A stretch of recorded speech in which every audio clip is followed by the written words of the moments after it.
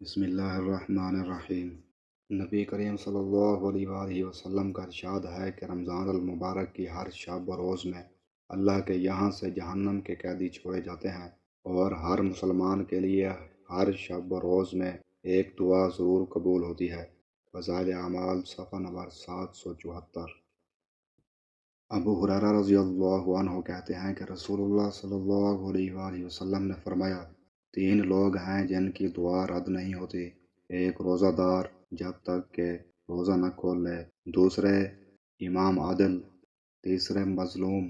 اس کی دعا اللہ بدلیوں سے اوپر تک پہنچاتا ہے، اس کے لیے آسمان کے دروازے کھول دیے جاتے ہیں، اور رب کہتا ہے، میری عزت قدرت کی قسم، میں تیری مدد کروں گا، بھلے کچھ مدت کے بعد ہی کیوں نہ ہو۔ جامع ترمذی حدیث نمبر 3598۔ حضرت ابو ہریرہ رضی اللہ عنہ سے روایت ہے، رسول اللہ صلی اللہ علیہ وآلہ وسلم نے فرمایا، جب رمضان کا آغاز ہوتا ہے، رحمت کے دروازے کھول دیے جاتے ہیں، اور دوزخ کے دروازے بند کر دیے جاتے ہیں، اور شیاطین کو زنجیریں پہنا دی جاتی ہیں۔ صحیح مسلم حدیث نمبر 2496۔ حضرت عبادہ رضی اللہ عنہ کہتے ہیں کہ ایک مرتبہ حضور صلی اللہ علیہ وآلہ وسلم نے رمضان المبارک کے قریب ارشاد فرمایا کہ رمضان کا مہینہ آ گیا ہے، جو بڑی برکت والا ہے۔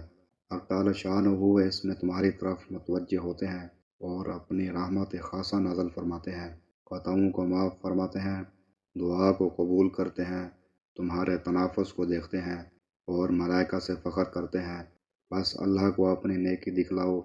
بد نصیب ہے وہ شخص جو اس مہینے میں بھی اللہ کی رحمت سے محروم رہ جائے۔ فضائل اعمال صفحہ نمبر 773۔